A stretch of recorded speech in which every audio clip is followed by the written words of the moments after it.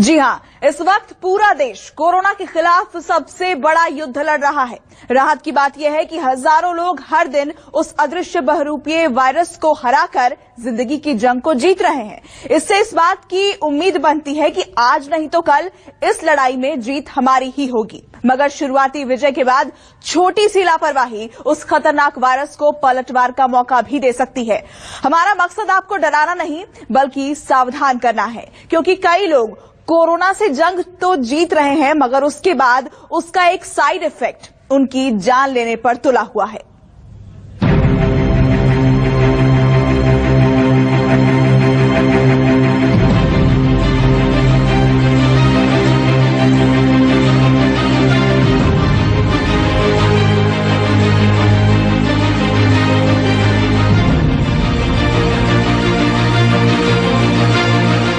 Doctor हैरान है, medical staff परेशान है और साइंटिस्ट हैं कंफ्यूज, क्योंकि कोरोना नाम के अदृश्य वायरस के आक्रमण से हाफते हिंदुस्तान की जिंदगी बचाने के लिए ये दिन रात महामारी के खिलाफ मोर्चे पर जुटे हैं। मगर इनका दुश्मन कुछ ऐसा है जो हर दिन अपना रूप और रंग बदलकर लोगों की जिंदगियां लेने पर आमादा है।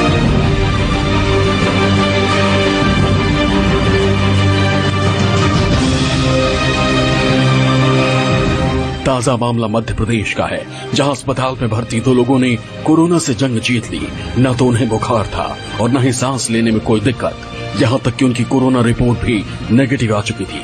मगर जब उनके घर वालों को ऐसा लगा कि वो पूरी तरह तंदुरुस्त हो चुके हैं, तभी अचानक एक दिन उनकी तबीयत बिगड़ गई और इससे पहले कि किसी को कुछ समझ आता, उनकी मौत हो गई। जांच में पता चला कि ऐसा साइटोकाइन स्टॉर्म की वजह से हुआ। कोरोना के साइड इफेक्ट को समझने के लिए आपको शरीर के भीतर मौजूद साइटोकाइन को समझना जरूरी है, जिसका एक नामालूम तूफान लोगों को अचानक मौत की नींद सुला रहा है। साइटोकाइन शरीर में मौजूद प्रोटीन की एक श्रृंखला है जो रोग प्रतिरोधक क्षमता बढ़ाने में मदद करती है। कोरोना वायरस शरीर में प्रवेश करते ही कोशिकाओं पर हमला बोलता है। इम्यून सिस्टम को यह संकेत मिलता है कि शरीर में वायरस ने प्रवेश कर लिया है। इसके बाद वो साइटोकाइन संवाद स्थापित करता है। इस तरह देखा जाए तो कोरोना वायरस के खिलाफ जंग में साइटोकाइन की मौजूदगी बेहद अहम हो जाती है। अब सवाल यह है कि जब हमारे शरीर में मौजूद जो साइटोकाइन कोरोना वायरस के खिलाफ जंग लड़ने में सबसे बड़ा मददगार है, तो फिर वो इंसान की मौत की वजह क्यों और कैसे बन रहा है? दरअसल होता यह है कि कोरोना वायरस के आक्रमण के बाद हमारे शरीर का इम्यून सिस्टम साइटोकाइन से संवाद स्थापित करके उसे संक्रमित कोशिकाओं को नष्ट करने का आदेश देता है। इसके बाद कोरोना वायरस के लड़ने के इम्यून सिस्टम साइटोकाइन में पैदा होता है। कई बार ये साइटोकाइन बेहद अधिक संख्या में पैदा होते हैं। इसे ही साइटोकाइन स्टॉर्म कहा जाता है। बड़ी तादाद में होने की वजह से ये फेफड़ों की स्वस्थ कोशिकाओं को भी नष्ट करने लगता है। इसके अलावा हृदय, लीवर और किडनी पर भी इसका घातक असर पड़ता है। जो लोग ऑक्सीजन पे होते हैं उनमें साइटोकाइन स्टॉर्म अकर कर सकता है। साइटोकाइन स्टॉर्म का मतलब साइटोकाइन रिलीज सिंड्रोम होता है, यानी कि साइटोकाइन एक तरह के इन्फ्लेमेटरी मार्कर्स हैं जो बॉडी में रिलीज होते हैं, जिसके कारण लंग डैमेज होता है। इसके कारण ऑक्सीजन रिक्वायरमेंट सडनली बढ़ जाती है और ये प्रोसेस चलता रहता है, जिसके कारण व्यक्ति की सांस फूलती है, छाती दर्द होता है और उसके कारण उनकी ऑक्सीजन रिक्वायरमेंट बढ़ते जाती है अगर उसे टाइम पे ट्रीट ना किया जाए, जिसके कारण कुछ मरीजों की जान चले जाती है।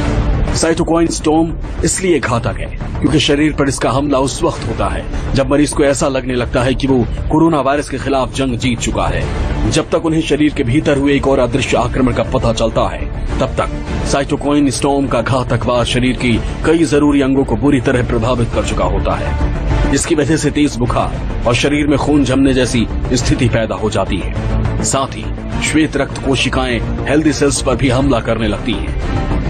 साइटोकाइन स्टॉर्म जब अकर हो जाता है, यानी कि इन्फ्लेमेशन बॉडी के अंदर बहुत ज्यादा हो जाती है और मरीज की ऑक्सीजन रिक्वायरमेंट हर घंटे बढ़ते जाती है। इससे जान बचाने के तरीके में सबसे पहली इंपॉर्टेंट चीज होती है ऑक्सीजन रिक्वायरमेंट पूरी करना, सो दैट ऑक्सीजन लेवल 90 से ऊपर मेंटेन हो। प्रोनिंग दूसरी इंपॉर्टेंट चीज होती है, मरीज को उल्टा लेटाना। तीसरी चीज एंटीबायोटिक, स्टेरॉइड, एंटीकोगुलेंट यानी कि ब्लड थिनर्स, ये सारी चीजें हेल्प करती हैं जो क्लोज मॉनिटरिंग में देनी होती हैं। एंड इससे कई लोगों में बहुत ड्रास्टिक इंप्रूवमेंट भी दिखता है, लेकिन कुछ लोगों में ये दवाइयां देने के बावजूद इंप्रूवमेंट नहीं दिखता है, उन्हें समय लगता है ठीक होने में। मतलब साफ है कि कोरोना वायरस के खिलाफ जंग जीतने के बाद भी हमारी छोटी सी लापरवाही घातक साबित हो सकती है।